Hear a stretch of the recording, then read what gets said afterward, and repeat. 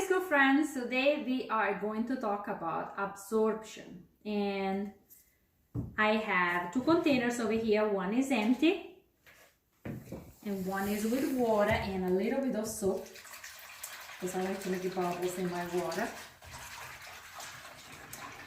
And in front of me I have different size sponges and also different sponges. This is an exfoliating sponge and it's pretty hard compared to these sponges over here. See? Okay, it goes down in the same way if I press it, but then it's very scratchy. And this one over here are different other sponges that are sometimes used in the kitchen. This is a blue one and it's a rectangular shape. Then I made a heart one, and I have a small rectangle over here and a triangle and a square. What are we going to do with the sponges is you can play a race with mom and dad. You can get a soap and water container and an empty container, and then you put another soap and water container over here and another empty container over here, and you play on one side of the table, mommy or daddy can play on the other side of the table, and you get to explore different sponges in the water. And so you get to absorb the water with these sponges. I'm going to use just a heart-shaped one to let you guys see what the game is about.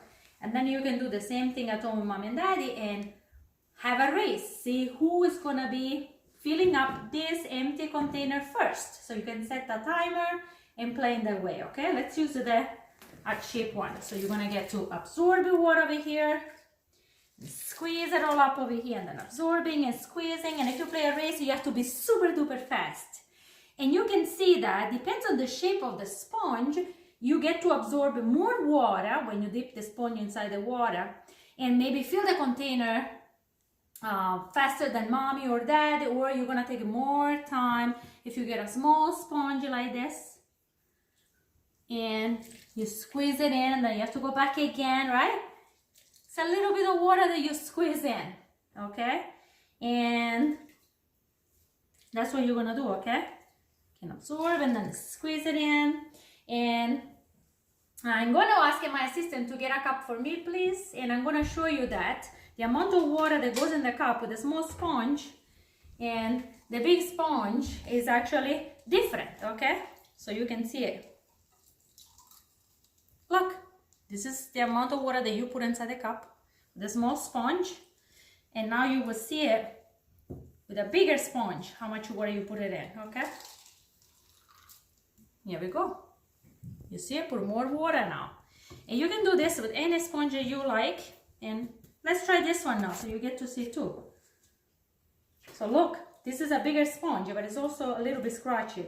So maybe it's gonna absorb more water because it's bigger, but maybe less because maybe it doesn't have enough pores as this sponge has, so it cannot absorb a lot of water like the other sponge, let's say. Look at that. It's a bigger sponge, but it didn't get to absorb a lot of water. Barely any, right? Let's try with this one now.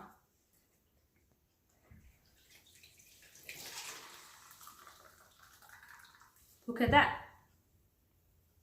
More water. So let's see. If I use this sponge, and I squeeze it here, and then I do it again, and I squeeze it here again. I did this just twice. Look at the cup. It's almost full. Let's try with the other sponge now.